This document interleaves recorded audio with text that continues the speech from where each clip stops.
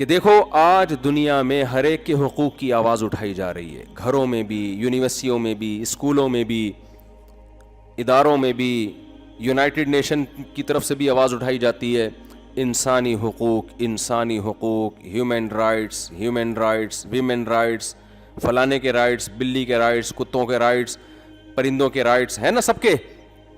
کراچی میں جتنے کتوں کے حقوق ہیں انسانوں کے اتنے حقوق نہیں ہیں۔ جس طرح سے روز گلیوں میں انسان مر رہے ہیں نا ڈاکوؤں کے ہاتھوں، کتا مارنے پر پابندی ہے، یہ لا ہے۔ آج آپ کتا نہیں مار سکتے، این جی اوز آ جائیں گے آپ کو، آپ بولیں گے آپ تو مرنا تو آپ کو چاہیے تھا، آپ نے کتا کیوں مارا؟ جو سسٹم چل رہا ہے وہ اسی طرح کا چل رہا ہے۔ تو پھر کتا مار کے پھینکے کہاں آدمی، یہ ایک بڑا مسئلہ ہے۔ تو اب مجھے ایک بات بتاؤ، اللہ سب سے پہلے کس کے حقوق بیان کرتا ہے؟ اپنے حقوق۔ آج ہمارے تعلیمی اداروں سے، ہمارے گھروں سے اگر کسی کا حق نکل رہا ہے نا تو وہ کون ہے؟ اللہ۔ ماں باپ اولاد کو اپنے حقوق سکھاتے ہیں، شوہر بیگم کو ہمیشہ یہ تانے دیتا رہتا ہے بات بات پہ کہ میں تمہارا شوہر ہوں، بیگم صاحبہ بات بات پہ یہ تانے دیتی رہتی ہیں میں آپ کی وائف ہوں۔ جب وہ آپ کا موبائل جھانک رہی ہوگی، آپ کہو گے نا کیوں دیکھ رہی ہو، تو وہ فوراً جواب میں کیا کہے گی؟ کیا میں تمہاری بیوی نہیں ہوں؟ جب آپ اسے کوئی آرڈر دیں گے چائے بناؤ، وہ کہ بھائی میں نہیں بنا رہی، تو آپ فوراً کیا کہیں گے؟ کیا میں تمہارا شوہر نہیں ہوں؟ میری بات مانو تم۔ تو شوہر بیوی کو اپنے حقوق، بیوی شوہر کو اپنے حقوق، اماں ابا اولاد کو اپنے حقوق، اولاد اماں ابا کو اپنے حقوق۔ ابا آپ میرے ابا نہیں ہیں۔ کچھ دن پہلے ایک صاحب ملے، کہنے لگے یار میرے ابا نے تو میرے لیے وراثت ہی نہیں بنائی، میرے ابا نے میرے لیے وراثت ہی نہیں بنائی، جو کمایا کھا لیا کھلا دیا، کچھ نہیں بنایا ابا نے۔ تو میں نے کہا آپ کے ابا کی وجہ سے آپ پیدا ہو گئے اور آپ کے ابا نے آپ کو چھت دے دی، تحفظ دے دی اور کھلا پلا کے اتنا بڑا کر دیا، تو ابا کے فی الحال اتنے ہی حقوق ہیں اسلام میں، اس سے زیادہ حقوق وہ باقی غریبی ہیں۔ وراثت بنا دیں، جائیداد بنا دیں، وہ غریبی ہے، غریبی پہ لڑا نہیں جا سکتا۔ سمجھتے ہو کہ نہیں سمجھتے؟ وہ بنائے وراثت نہ بنائے، یہ ان کا ہیڈک ہے، یہ آپ کا ہیڈک نہیں ہے۔ تو اولاد اپنے حقوق، والدین اپنے حقوق، رشتہ دار ایک دوسرے کو تانے دیتے ہیں کہ ہم رشتہ دار ہیں، کیا ہمارے کوئی حق نہیں ہے؟ اور ریاست اپنے حقوق بیان کرتی ہے، حکومتیں اپنے حقوق کہ عوام کو بھئی یہ اس قانون کی پابندی کرو، ٹیکس دو ٹائم پہ، ہمارے حقوق ہیں۔ ہم حکومت سے احتجاج کرتے ہیں ہمیں کس کے حقوق دو؟ ہمارے حقوق دو۔ تو ہر ایک کے حقوق ہیں۔ ہماری ڈکشنری سے سب سے زیادہ اگر کسی کا حق بھلایا گیا ہے تو وہ کون ہے؟ اللہ۔ کوئی آپ نے تنظیم دیکھی جو اللہ کے حقوق پر آواز اٹھاتی ہو؟ ہے بھائی؟ بولو نا، کوئی رجسٹرڈ تنظیم ہو جو اللہ کے حق کو زندہ کرنے کی کوشش کر رہی ہو؟ کوئی دیکھی آپ نے؟ یہ تو مولویوں کا کام سمجھا جانے لگا ہے کہ مولانا لوگ آئیں گے، اللہ اللہ کچھ سکھا کے چلے جائیں گے، یا تبلیغ جماعت والے آئیں گے، یا کچھ بزرگان دین آئیں گے۔ تو بھائی یہ مولوی لوگ یا تبلیغی حضرات یا مدرسے والے یا خانقاہ والے اللہ کے حقوق بیان کرتے، اگر صرف اللہ ان کو کھلا رہا ہوتا، خربوزہ اللہ نے ان کے لیے پیدا کیا ہوتا، آم ناشپاتی اللہ نے ان کے لیے پیدا کیے ہوتے، اللہ نے جو ہے اولاد کی نعمت صرف ان کو دی ہوتی، اور اللہ آسمان سے بارشیں صرف مولویوں کے لیے برساتا، صرف تبلیغ میں رائیونڈ میں بارش ہوتی، باقی کہیں بھی دنیا میں بارش نہیں ہوتی، اور زمین سے جو مختلف قسم کی نباتات پیدا ہو رہی ہیں یہ صرف مولویوں کے لیے ہوتی، اور جو گوشت مچھلی اور انڈے منڈے جو ہم کھائے جا رہے ہیں، پتہ نہیں کتنی بیسیوں قسم کی نعمتیں جو انسان کھا رہا ہے۔ قرآن کے الفاظ دیکھو، وَلَقَدْ كَرَّمْنَا بَنِي آدَمَ وَحَمَلْنَاهُمْ فِي الْبَرِّ وَالْبَحْرِ وَرَزَقْنَاهُمْ مِنَ الطَّيِّبَاتِ وَفَضَّلْنَاهُمْ عَلَى كَثِيرٍ مِّمَّنْ خَلَقْنَا تَفْضِيلًا۔ اللہ فرماتے ہیں البتہ تحقیق ہم نے بنی آدم کو بڑی عزت دی ہے۔ کرمنا، تکریم، ایک ہے اکرام، ایک ہے تکریم۔ تکریم اکرام سے اوپر کا درجہ ہے۔ دیکھو آپ جب کسی کو کھلاتے ہیں تو اس کھلانے کے 3 درجات ہوتے ہیں۔ ایک تو اس کو فقیر سمجھ کے بھیک دے رہے ہیں آپ، یہ لے روٹی وہاں بیٹھ کے کھا لے، یہ بھی احسان ہے آپ کا۔ ایک ہوتا ہے کہ آپ اس کی ضرورت پوری کر رہے ہیں، نہ توہین مقصد ہے نہ اس کا اکرام۔ جیسے بڑے بھائی نے قرضہ مانگا آپ سے، پیسے مانگے، آپ بھکاری سمجھ کے نہیں دیتے، لیکن کوئی عزت بھی آپ کی نیت نہیں ہے، ایسے ہی ہے نا کہ بس ٹھیک ہے ضرورت ہے تو بھائی یہ تو ضرورت پوری کرنی ہے، یہ دوسرا درجہ ہو گیا۔ تیسرا درجہ ہے کسی کو عزت دینے کے لیے آپ اسے کوئی گفٹ دیتے ہیں کہ ایکسکیوز می سر، یہ میں آپ کے لیے عطر کی مثال نہیں دوں گا کیونکہ میرے پاس پورا بورا بھرا ہوا عطر کا نا. ایکسکیوز می, میں یہ آپ کے لیے کچھ ہدیہ لے کر آیا ہوں. بیان میں ان چیزوں کا بڑا خیال کر رہا ہوتا ہوں کہ یہ میں آپ کے لیے گفٹ لے کر آیا ہوں. کوئی عطر کے علاوہ کوئی مثال ہی ذہن میں نہیں آ رہی. چلیں عطر ہی فرض کر لیتے ہیں. فرض کرنے پر تو چاند سے جب آ سکتا ہے بندہ, تو عطر کی مثال کیوں فرض نہیں کی جا سکتی کہ یہ میں آپ کے لیے, اگر آپ قبول کر لیں گے تو آپ کی نوازش. اگلا قبول کرتا ہے, شکریہ آپ اس کا ادا کر رہے ہوتے ہیں کہ بڑی نوازش جی, آپ نے ہمارا یہ گفٹ قبول کر لیا. اس کو کیا کہتے ہیں کہ آپ اس پر احسان بھی کر رہے ہو لیکن اکرام کر رہے ہو, عزت دے رہے ہو, رسپیکٹ کر رہے ہو اس کی. جب کسی کی دعوت کی جاتی ہے تو اس میں اس کو عزت دی جاتی ہے نا. تبھی میں لوگوں سے یہ کہتا ہوں کہ ماں باپ کو جب آپ کھلاتے پلاتے ہو نا تو اس میں اکرام کا عنصر ہونا چاہیے, ان کے ساتھ مدد کا عنصر نہیں ہونا چاہیے. اکثر میں نے اپنے ایک واقعہ بیان کیا ہے کہ جب میں نیا یہاں نارتھ کراچی میں آیا امامت کے لیے, تو ایک صاحب ہر جمعرات کو میرے لیے کوفتوں کا سالن لے کے آتے تھے. اب واقعہ پرانا ہو گیا, ان کو نہیں پتا چلے گا کہ ان کی بات ہو رہی ہے. کوفتے کا سالن, وہ بڑا لذیذ سالن ہوتا تھا, ہم بھی بن لیتے تھے اس کو, اور اتنا ہوتا تھا سارے گھر والے بیٹھ کے کھاتے تھے ہر جمعرات کو. ایک دن میں نے ویسے ہی ان سے پوچھا, میں نے کہا حضرت یہ آپ لاتے ہیں, ماشاءاللہ آپ کی محبت ہے, قدر کرتا ہوں, تو مجھے وہ جمعرات سے خطرہ ہوا ہے کہ کہیں ایسے نہیں مردے وردے کے ثواب وباب کے لیے تو نہیں پہنچا رہے کہیں یہ. تو میں نے کہا کہیں ایسا تو نہیں آپ کے والد مرحوم کا بھی چند ماہ پہلے انتقال ہوا تھا, تو ان کے ثواب کے لیے تو نہیں؟ انہوں نے کہا ہاں, وہ ان کو ثواب پہنچانے کے لیے. تو میں نے کہا یار یہ اکرام ہوا, اکرام تو نہ ہوا نا یہ. میں نے کہا یہ غریبوں کو کھلائیں بھائی, ہم تو اللہ کا دیا, ہمارے پاس سب کچھ ہے الحمدللہ, یہ آپ غریبوں کو کھلائیں, آئندہ سے ہمارے گھر یہ نہ لے کر آئیں. پھر میں نے مثال دی, میں نے کہا دیکھیں آپ نے اپنے ابا کی دعوت کی, کوفتے پکا کے ان کو کھلائے, ابا بڑے مزے سے کھا رہے ہیں, تو ابا کہیں گے آج میرے بیٹے نے تھوڑا میری دعوت کی ہے, خیال کیا ہے. ابا آپ سے پوچھنے لگے بیٹا تو نے کیوں کھلایا؟ کہنے ابا میں نے اپنے ماموں کے اصحال ثواب کے لیے آپ کو کھلایا, ان کا انتقال ہوا تھا تو کوئی مل نہیں رہا تھا, میں نے کہا چلو آپ کو کھلا کے ان کو. تو ابا کو توہین محسوس ہوگی کہ نہیں ہوگی؟ ابا کہیں گے مجھے اس لیے کھلا کہ میں ابا ہوں, اس لیے نہیں کھلا کہ تیری نانی مر گئی ہے, تیرے چاچا مر گئے ہیں. تو کچھ کھانے توہین والے ہوتے ہیں, کچھ کھانے کون سے ہوتے ہیں؟ اکرام والے ہوتے ہیں, جس سے آپ سامنے والے کو عزت دے رہے ہیں. دعوت کا جو کھانا ہے اس میں آپ سامنے والے کو عزت دے رہے ہیں, وہ قبول کرتا ہے تو آپ اس کا شکریہ ادا کرتے ہیں. آپ ولیمے میں کسی کو بلاتے ہیں تو اس کا شکریہ, آپ کا بہت بہت شکریہ, آپ تشریف لائے, حالانکہ وہ پھوڑ پھاڑ کے جا رہا ہوتا ہے وہاں پہ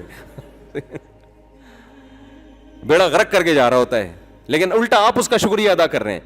تو قرآن کیا کہتا ہے؟ وَلَقَدْ كَرَّمْنَا بَنِي آدم, ہم نے بنی آدم کو جو خرچ کیا نا, بنی آدم کو جو دیا ہیں, تو یہ سارے ہمارے فقیر. انتم الفقراء الی اللہ, کوئی عام فقیر جو پھٹے پرانے کپڑوں میں آتا ہے وہ ہمارے سامنے ایسا فقیر نہیں ہوتا جیسے ہم اللہ کے فقیر ہیں. ایک ایک نعمت میں اس کے ایسے محتاج ہے کہ ذرا سی نظر ہٹا دے تو ہمارا بیڑا غرق ہو جائے, اتنے فقیر ہیں. لیکن اس کے باوجود قرآن میں اللہ کیا کہتا ہے؟ میں نے بنی آدم کو جو نعمتیں دی ہیں وہ گویا میں اس کو عزت دے کے یہ نعمتیں دے رہا ہوں, ایسے نہیں بھکاریوں کی طرح پھینک رہا میں.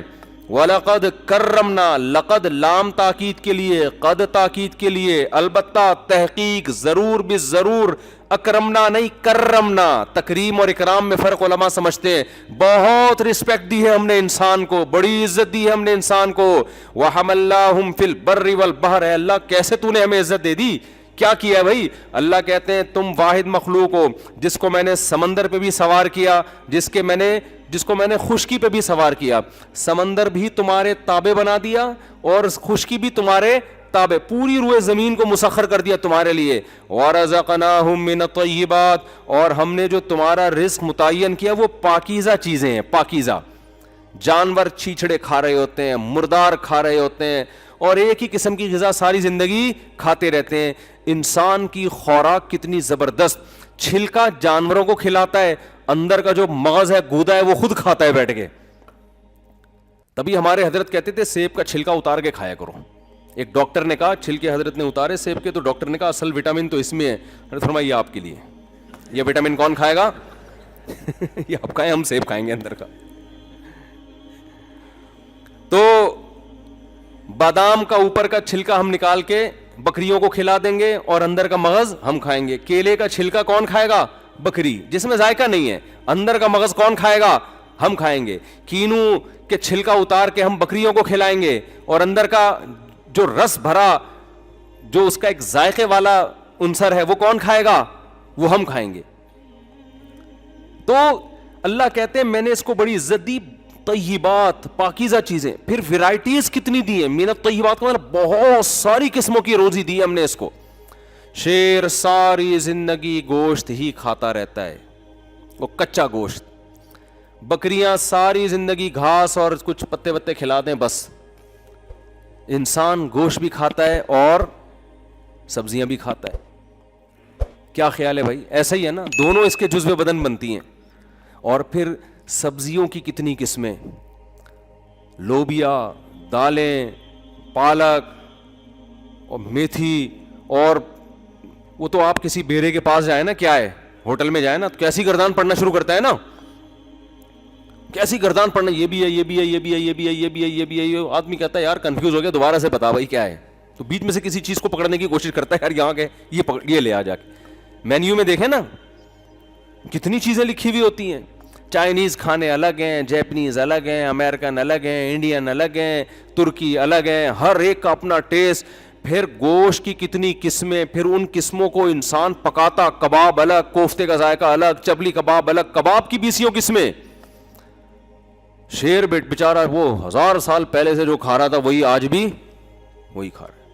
پھر 20 قسم میں پھر وہ سیلڈ اور رائتا بنا کے, اور مختلف قسم کے رائتے, پھر میٹھے کی 20 قسمیں, لڈو الگ, لڈوؤں کی پتہ نہیں کتنی قسمیں ہیں. جب بھی رسگلے لڈو کا نام آتا ہے نا, مجھے ایک لطیفہ ضرور یاد آتا ہے کہ وہ ایک صاحب تھے, بہت دفعہ سنا چکا ہوں, لیکن کیا کریں, وہ ہے ہی ایسا لڈو جیسا لطیفہ ہے. ایک آدمی کسی کے گھر گیا مہمان بن کے, تو میزبان نے کہا کہ رسگلے رکھ دیے, اس نے کھا لیے. تو میزبان نے کہا اور کھائیے نا.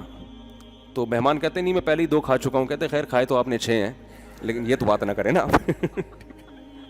کھائے تو آپ نے کتنے ہیں؟ 2 تو نہیں کھائے, نہیں تو زیادتی ہو جائے. تو آج کل میزبان لوگ بڑے ہوشیار ہوتے ہیں, وہ گن رہے ہوتے ہیں نوالوں کو. تو ایسے تواضع خامخواہ کی نہ کیا کریں کہ میں پہلے ہی 2 کھا چکا ہوں. تو وَلَقَدْ كَرَّمْنَا بَنِي آدم, قرآن کہتا ہے ہم نے بنی آدم کو بڑی عزت دی ہے. وَحَمَلْنَاهُمْ فِي الْبَرِّ وَالْبَحْرِ, خشکی بھی اس کے تابع کر دی اور سمندروں کو بھی اس کے تابع بنا دیا. سمندر سے کیا کیا نکال رہا ہے, سمندر کے سینے کو پھاڑ کر ایک جگہ سے دوسری جگہ تجارت کرتا ہے, یہ بڑی بڑی چیزوں کو لاد کے لے جاتا ہے. وَرَزَقْنَاهُم مِّنَ الطَّيِّبَاتِ, بہت ساری پاکیزہ چیزیں ہم نے کھانے کو دی. وَفَضَّلْنَاهُمْ عَلَىٰ كَثِيرٍ مِّمَّنْ خَلَقْنَا تَفْضِيلًا, بہت ساری مخلوق پر بہت زیادہ فضیلت دے دی.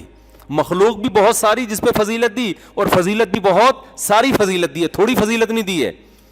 اتنی فضیلت کہ جب پیدا ہوا انسان آیا دنیا میں سب سے لاسٹ میں ہے مخلوقات میں. آپ کو انسانوں سے پہلے جانوروں کا بہت وجود ملے گا زمین پہ, انسان سب سے آخر میں آیا. اور پھر مخلوق کو حکم دیا گیا انسان کے سامنے سجدہ کرے. وہ اتنا پروٹوکول جب انسان کو دیا گیا ہے, تو بھائی یہ کیوں دیا گیا ہے؟ اللہ تعالیٰ کہتے ہیں میں نے جو تمہیں عزت دی اور یہ طرح طرح کی چیزیں پیدا کی, یہ بتانے کے لیے کہ سب سے پہلا حق کس کا ہے؟ میرا ہے. سب سے زیادہ ماننا کس کو ہے؟ مجھے ماننا ہے. غلامی کس کی کرنی ہے؟ میری غلامی کرنی ہے. باقی سب اس کے بعد میں ہے. سمجھ میں نہیں آ رہی میرا خیال ہے بات؟ نہیں آ رہی تو مرنے کے بعد اچھوں کو بھی سمجھ میں انشاءاللہ آ جائے گی, لیکن پھر سمجھ میں آنے کا فائدہ نہیں ہوگا. ابھی پیٹ بھرے ہوئے ہیں, توندیں بھری ہوئی ہیں, بجلی جا نہیں رہی ہے. اتفاق سے کراچی میں 4-5 دن ہو گئے, تھوڑی دیر گیس اس کا متبادل گورنمنٹ نے کر دیا. ہمارے ہاں تو رات کو گیس جا رہی ہے, آج کل 11 بجے جا رہی ہے اور صبح 6 بجے آ رہی ہے. اچھا, پورے کراچی میں الحمدللہ. یہ ایک چیز رہ گئی تھی ہمارے یہاں, حالانکہ گیس تو ہماری اپنی ہے, کوئی امپورٹ تھوڑی کرنے ہم. تو مزید کھدائیاں ہی نہیں ہو رہی. حالانکہ پاکستان میں جو گیس کے ذخائر ہیں, ہم سنتے تھے اسکولوں میں, یعنی نہیں سنتے تھے تو اس میں یہ تھا کہ 200 سال کے ذخائر تو دریافت ہو چکے ہیں. وہ پتہ نہیں کہاں ہیں وہ ذخائر. سارا زور اس پہ ہے کہ بچے روکو, اپنے بچے کم پیدا کرو, یہ وسائل ختم ہو جائیں گے.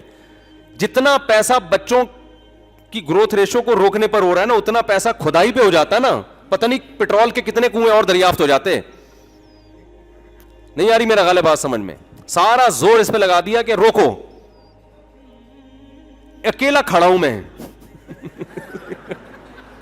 اکیلا اس پورے نظام کے خلاف, جو فیملی پلاننگ ہے نا اس کے خلاف اکیلا جہاد کر رہا ہوں. اور جس طرح آپ لوگوں کی نسل کم ہو رہی ہے نا, جس طرح آپ لوگ 2 بچے, ایک بچے کی پالیسی پر آپ لوگ چل رہے ہیں, ہو سکتا ہے 200, 250, 300 سال کے بعد لوگ بولیں آج دنیا میں جتنی آبادی ہے سب مفتی طارق مسعود صاحب کی اولاد ہے. عین ممکن ہے, جس طرح سے جو ہے نا چل رہی ہے نا گروتھ ریشو 1-2 1-2, یہ تو ختم ہو جائیں گے بھائی. عین ممکن ہے 200-250 سال کے بعد بولیں کہ تیسرے آدم جو ہے نا, نوح علیہ السلام کی اولاد ہے نا, پہلے آدم علیہ السلام, یہ ممکن ہونے کو تو کچھ بھی ہو سکتا ہے. تو اس سے پہلے کہ نسلیں ختم ہو جائیں, اسپیڈ تھوڑی سی کیا کرو میرے بھائی, بڑھاؤ. اولاد اللہ کی نعمت ہے, رزق یہ جو اللہ دے رہا ہے نا, خربوزے سے خربوزے پیدا کر رہا ہے, اس کو یہ نہیں پتا کہ کتنے انسانوں نے دنیا میں آنا ہے. یہ دیکھو, انسان ان چیزوں کی نسل کو کنٹرول کر سکتا ہے جو انسان کے تابع ہیں, پوری کائنات اس میں تصرف کر سکتا ہے. خود اپنے اوپر انسان کو حق نہیں ہے کہ آپ نے کتنے پیدا کرنے اور کتنے روکنے ہیں. یہ کس کا کام ہے؟ یہ انسان سے اوپر کی ذات کرے گی, وہ اللہ کے علاوہ کوئی نہیں ہے. تو اس میں اللہ پہ توکل کرنا واجب ہے, لازم ہے کہ انسان کی پیدائش سے پہلے وقدر فیہا اقواتہا, یہاں بھی آپ قرآن کے الفاظ دیکھو, قدرہ مینجمنٹ کو کہتے ہیں نا. قرآن کہتا ہے ہم نے جب زمین بنائی, اللہ فرماتے ہیں قدر فیہا اقواتہا. قوت عربی میں کہتے ہیں انسانی زندگی گزارنے کے لیے جو ضروری لوازمات ہیں, جو بھی انسان کو ایک اچھی لائف گزارنے کے لیے جو ضروری چیزیں ہیں ان کو عربی میں قوت کہتے ہیں, اس کی جمع اقوات آتی ہے. قرآن کہتا ہے ہم نے جب زمین بنائی, انسان ابھی دنیا میں آیا ہی نہیں ہے, قدرہ ہم نے مینجمنٹ کر لی, زمین میں اتنے وسائل پیدا کر دیے, اقواتہا کہ اس میں انسان جتنے بھی قیامت تک انسان آئیں گے نا, ان کی زندگی گزارنے کی بنیادی ضرورتیں ہم نے ساری کیا کر دی, پیدا نہیں کی ہیں. دیکھو خلقہ نہیں ہے, مقدر کر دی, یعنی مینجمنٹ, مینج کر دیا اس کو. مینج کسے کہتے ہیں؟ جو جس چیز کی ضرورت ہوگی وہ چیز ملے گی آپ کو, ہو سکتا ہے نظر نہ آ رہی ہو. یہ مینج کے لفظ دیکھیں قرآن کی کیسی بلاغت ہے. فیملی پلاننگ والے کہتے ہیں ہمیں تو نظر نہیں آ رہے اتنے وسائل, آبادی اتنی ہے, خربوزے تو اتنے پیدا نہیں ہو رہے بھائی, یہ تو کم. حالانکہ ایسا ہے بھی نہیں, مشاہدہ بھی اس کے خلاف ہے. مشاہدہ یہ ہو رہا ہے کہ جتنی اسپیڈ انسانوں کی ہے نا, وسائل کے بڑھنے کی اسپیڈ اس سے کئی گنا زیادہ ہے. لیکن فرض کر لو مشاہدہ نہیں ہے, تو قرآن کیا کہہ رہا ہے کہ میں نے اندازہ لگا لیا ہے پہلے سے, تو ہر چیز اس کے حساب سے ٹائم پہ ہوتی رہے گی. اب جو پیٹرول کے کنویں دریافت ہوئے ہیں, یہ 500 سال پہلے تھوڑی تھے. 500 سال پہلے کوئی سائنسدان کہتا کہ یار جب دنیا کی آبادی 6 ارب ہو جائے گی, گدھے گھوڑوں پہ جب یہ سفر کریں گے, تو گھوڑوں پہ وہاں سے جب گندم آئے گی تو یہاں تو لوگ اتنے وقت تک یا تو گھوڑا گھس کے ختم ہو جائے گا یا گدھا گھس کے ختم ہو جائے گا جب امریکہ سے گندم لے کے چلے گا, اور چائنا سے جب لیپ ٹاپ آئیں گے, کشتیوں پہ آئیں گے, تو یہ تو جب وہ چپو چلائیں گے نا اس وقت تو یہی ہوتا ہوگا نا, تو یہ تو لوگ ہی ختم ہو جائیں گے. تو بھائی اللہ کہہ رہے میں نے مینج کر لیا ہے, بچے پیدا ہونے دو, آبادی بڑھنے دو, گیس کے ذخائر دریافت خود بخود ہوں گے, ٹائم پہ ہوں گے. ابھی کرنے کا فائدہ نہیں ہے, ابھی گدھے گھوڑوں پہ ہی جاؤ تم, ابھی ضرورت نہیں. ابھی گدھے گھوڑوں سے زندگی تمہاری آسانی سے گزر جائے گی. جیسے جیسے ٹائم آئے گا پھر ہوائی جہاز بھی بنیں گے, سمندری جہاز کا حجم بڑا ہوگا, پھر ٹیکنالوجی ترقی کرے گی, پھر ہواؤں میں جو ریڈیائی لہریں گھوم رہی ہیں ان کو انسان لگام دے گا, اور پھر ایسا مضبوط کنیکشن کا انتظام ہو جائے گا کہ آبادی بڑھنے سے انسان کی لائف کا جو اسٹینڈرڈ ہے کمتر ہونے کے بجائے پہلے سے کئی گنا زیادہ بہتر ہو جائے گا. سمجھتے ہو گے نہیں سمجھتے؟ بالکل. اور آسان مثال, آپ نے دیکھا کہ ایک عورت کے بچہ پیدا ہوا, وہ بچے کو چھاتی سے لگا کے دودھ پلا رہی ہے. اب ایک عورت نے دیکھا کہ یار اس کی تو چھاتی میں دودھ ہے, اس کے تو بچہ ہے, تو میں تو پیدا نہیں کر سکتی کیونکہ میری چھاتی میں تو دودھ ہے ہی نہیں. یہی ہے نا. فیملی پلاننگ والے آئے, بولے بھائی اس کی تو چونکہ چھاتی میں دودھ ہے تو وہ تو بچہ پال سکتی ہے, تمہاری تو چھاتیوں میں دودھ ہی نہیں ہے, تم کہاں سے پالو گی؟ لہذا جو زمینی حقائق ہیں, گراؤنڈ ریئلٹی ہے, وہ یہ کہتی ہے کہ تمہیں بچہ پیدا نہیں کرنا چاہیے. قدرت کہے گی بھائی پیدا تو کرو نا, پیدا پہلے ہوگا, چھاتیوں میں دودھ بعد میں آئے گا, پہلے سے نہیں میں بتاؤں گا کہ کہاں کیا کچھ پڑا ہوا ہے. تو باپ یہ کہتا ہے میری تنخواہ اتنے 1000 روپے ہے, اس میں 2 بچے نہیں پال سکتا, تیسرا کیسے پیدا کروں گا؟ اللہ کہ پیدا تو پہلے کرے گا, پیسے میں بعد میں دوں گا تجھے. نہیں آ رہی سمجھ میں؟ تو جس اسپیڈ سے چل رہے ہو چلتے رہو, ہماری اسپیڈ اللہ کا شکر ہے, کوشش ہے, باقی جان ڈالنے والا اللہ ہے.